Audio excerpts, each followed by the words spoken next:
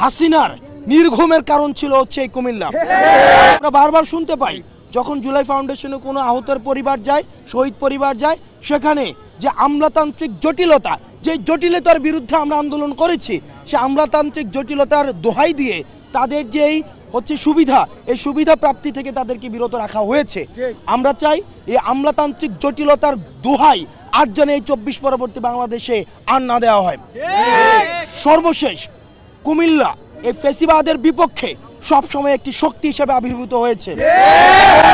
হাসিনার নির্ঘুমের কারণ ছিল হচ্ছে এই কুমিল্লা।